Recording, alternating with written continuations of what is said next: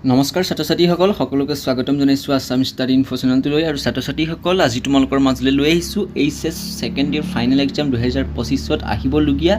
অসমীয়া ৰচনা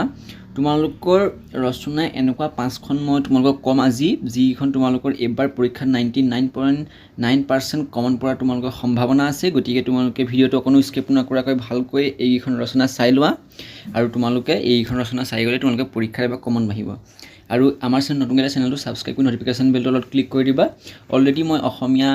English education political science economics সকলো সাবজেক্টৰ তোমালোকৰ ভিডিঅ' বনাই থোৱা আছে তোমালোকে যদি নাই চোৱা তোমালোকে ডেছক্ৰিপশ্যনত চাবা ঠিক আছে এবাৰ নেক্সট আমি ৰচনাকেইটা আলোচনা কৰিছোঁ তো মই এতিয়া পিডিএফটো ওপেন কৰি লৈছোঁ তোমালোকে ৰচনাকেইখন চাবা প্ৰথমতে তোমালোকৰ আছে সাহিত্যৰথী লক্ষ্মীনাথ বেজবৰুৱা অৰ্থাৎ তোমালোকৰ পৰীক্ষাত আহিব যে তোমাৰ এজন প্ৰিয় সাহিত্যিকৰ বিষয়ে তুমি এখন ৰচনা লিখাবলৈ আহিব তোমালোকৰ পৰীক্ষাত তাৰপিছত তোমালোকে লিখি দিব যে 1000টা শব্দৰ ভিতৰত তোমালোকে লিখিব লাগিব আৰু মূল বিষয়বস্তু তোমালোকে কেনেদৰে লিখিবা তোমালোকে যেতিয়া এখন ৰচনা লিখিবা তোমালোকে প্ৰথমতে ৰচনাখনৰ বিষয়ে আৰম্ভণি লিখিব লাগিব তাৰপৰা শিক্ষা আৰু তেওঁৰ কৰ্মজীৱন আৰু সাহিত্যিক অৱদান আৰু সামৰণি লাষ্টত কি হ'ব সামৰণি তো তোমালোকে প্ৰথমতে চাবা সাহিত্যৰথী লক্ষ্মীনাথ বেজবৰুৱা যদি তোমালোকৰ এজন প্ৰিয় সাহিত্যিক আহে তোমালোকে বেলেগো চাব পাৰে কোনো কথা নাই 2 নম্বৰ আছে তোমালোকৰ অসমৰ প্ৰাকৃতিক সম্পদৰ বিষয়ে আহিব এবাৰ তাৰপিছতে আছে 3 নম্বৰ তোমাৰ প্ৰিয় গ্ৰন্থখন মই তোমালোকক এইখিনি ৰচনাখিনি বিষয়বস্তু তোমালোক দেখাই দিম তোমালোকে এতিয়া অনলি পইণ্টটো তোমাক কৈছোঁ মই তোমালোকে বিষয়টো দেখাই দিম শৈক্ষিক পৰিৱেশ আৰু বিদ্যাৰ্থী 4 নম্বৰ আছে শৈক্ষিক পৰিৱেশ আৰু বিদ্যাৰ্থী তাৰপিছতে নেক্সট চাবা তোমালোকে 5 নম্বৰ পৰিৱেশ প্ৰদূষণ আৰু ইয়াৰ প্ৰতিকাৰ এইকেইখন 5খন চাবা আৰু এই 5খন মই এতিয়া তোমালোকক বহলাই দেখাই দিছোঁ প্ৰথমতে তোমালোকে চাবা তোমালোকৰ প্ৰিয় সাহিত্যৰথী লক্ষ্মীনাথ বেজবৰুৱাৰ বিষয়ে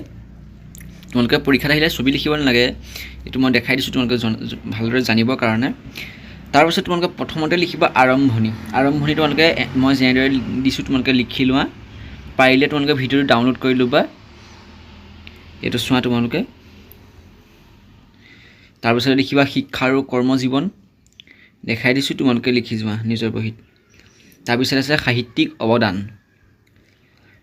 এফালৰ পৰা তোমালোকক দেখাই দিছোঁ পিডিএফটো আৰু সামৰণিটো তোমালোকে এনেদৰে লিখি দিবা সামৰণি নেক্সট চাবা অসমৰ প্ৰাকৃতিক সম্পদ আৰম্ভণি লিখিব লাগিব তাৰপিছতে প্ৰাকৃতিক সম্পদৰ বিভিন্ন প্ৰকাৰ আৰু সম্পদবোৰৰ বিষয়ে লিখিব লাগিব আৰু লাষ্টত লিখিব লাগিব সামৰণি তাৰপিছতে প্ৰথমতে আৰম্ভণি লিখিবা এইখিনি টপিক লিখিবা আৰম্ভণিৰ পিছতে তোমালোকে লিখিবা প্ৰাকৃতিক সম্পদৰ বিভিন্ন প্ৰকাৰটো লিখিবা পিডিএফটো লাহে লাহে তোমালোকে স্ক্ৰল কৰি দিছোঁ আৰু তোমালোকে ভিডিঅ'টো পাউজ কৰি বা ডাউনলোড কৰি চাবা এইখিনি চোৱা ভালদৰে পাৰিলে ভিডিঅ'টো লাইক এটা কৰি কিবা যদি তোমালোকে বুজি নোপোৱা তেনেহ'লে মোক জনাবা মই তোমালোকক কমেণ্ট বক্সত এনচাৰ দিম আৰু তোমালোকে যদি পিডিএফ লাগে বেলেগ ছাবজেক্টৰ মোক ক'বা মই তোমালোকক পিডিএফ দি আছোঁ 9395157583 মোৰ এইটো নাম্বাৰ তোমাৰ প্ৰিয় গ্ৰন্থখন তাৰপিছতে তোমাৰ প্ৰিয় গ্ৰন্থখনৰ নাম বিষয়ে লিখিবা ৰচনা যদি আহে আৰম্ভণি লিখিব লাগিব তাৰপিছতে গ্ৰন্থখনৰ পৰিচয় তাৰপিছতে প্ৰিয় হোৱাৰ কাৰণটো কি লিখিব লাগিব তাৰপিছতে সামৰণি লিখিব লাগিব তোমালোকে বেকেটৰ ভিতৰত দি দিব এইটো তোমালোকে টেনশ্যন ল'ব নালাগে আৰম্ভণি এনেদৰে লিখিবা তললৈ স্ক্ৰল কৰিছোঁ ভালদৰে লখাই ৰাখিবা পাৰিলে তোমালোকে ভিডিঅ'টো অলপ হাই কোৱালিটিত চাবা তেতিয়া স্পষ্টকৈ তোমালোকে দেখা পাবা তাৰপিছত প্ৰিয় হোৱাৰ কাৰণটো চাবা এইটো টপিক প্ৰিয় হোৱাৰ কাৰণ কি দেখাই দিছোঁ ভালদৰে লিখি ল'বা তাৰপিছত লাষ্টত সামৰণিখন এনেদৰে লিখিবা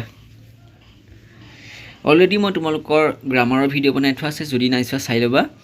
শৈক্ষিক পৰিৱেশ আৰু বিদ্যাৰ্থী তাৰপিছত নেক্সটখন আহিছে শৈক্ষিক পৰিৱেশ আৰু বিদ্যাৰ্থী তাত তোমালোকৰ টপিকটো লিখিব লাগিব শৈক্ষিক পৰিৱেশ মানে কি আৰু সমাজ আৰু শিক্ষকৰ ভূমিকা আৰু বিদ্যাৰ্থীৰ কৰ্তব্য লাষ্টত লিখিবলৈ মন্তব্য অৰ্থাৎ সামৰণি একেটা কথাই শৈক্ষিক পৰিৱেশ মানে কি তোমালোকে লিখিব লাগিব এইটো লিখি লোৱা তাৰপিছত সমাজ আৰু শিক্ষকৰ ভূমিকা ভালদৰে লিখা টপিকটো দেখাই দিছোঁ গোটেই পিডিএফটো যদি পিডিএফটো লাগে মোক জনাবা মই পিডিএফটো দিবলৈ চেষ্টা কৰিম বিদ্যাৰ্থীৰ কৰ্তব্যটো লিখিবা তাৰপিছত মন্তব্য লাষ্টত এইটো কি মন্তব্য নেক্সট আছে পৰিৱেশ প্ৰদূষণ আৰু ইয়াৰ প্ৰতিকাৰ। পৰিৱেশ প্ৰদূষণ আৰু ইয়াৰ প্ৰতিকাৰটো তোমালোকে লিখিব লাগিব আৰম্ভণি প্ৰথমতে, তাৰপাছতে প্ৰদূষণৰ কাৰণ লিখিব লাগিব, তাৰপাছতে প্ৰতিকাৰ, তাৰপাছতে লাষ্টত সামৰণি। চাই ল'বা ভালদৰে। আৰম্ভণি এনেদৰে লিখিছে ইয়াত, তাৰপিছতে প্ৰদূষণৰ কাৰণ লিখিবা, এনেদৰে দিছে লিখিবা। তাৰপাছতে পূৰা লিখাৰ পাছতে তোমালোকৰ লাষ্টত প্ৰতিকাৰ লিখিবা, তাৰপাছতে প্ৰতিকাৰৰ পাছতে আছে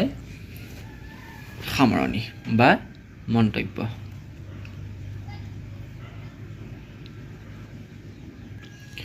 আশা কৰিছোঁ ছাত্ৰ ছাত্ৰীসকল তোমালোকে ভালদৰে বুজি পাইছা। তোমালোকে এই 5খন যিকেইখন দিলোঁ মই তোমালোকে ভালদৰে চাবা। এইখন তোমালোকৰ এবাৰ পৰীক্ষাত আহিব, গতিকে তোমালোকে আমাৰ চেনেলটো ছাবস্ক্ৰাইব কৰি ন'টিফিকেশ্যন বেলটো অলপ ক্লিক কৰিবা আগন্তুক ভিডিঅ'সমূহ পাই থাকিবলৈ, আৰু আমাৰ প্ৰিভিয়াছ ইয়াৰ ভিডিঅ'সমূহ চাই থাকিবা।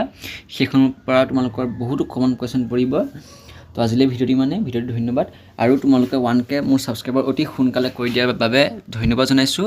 প্ৰায় এসপ্তাহৰ ভিতৰতে 1K কৰি দিছে তোমালোকে, ধন্যবাদ তাৰ বাবে। আৰু ছাবস্ক্ৰাইব কৰিবা। আজিলৈ ধন্যবাদ।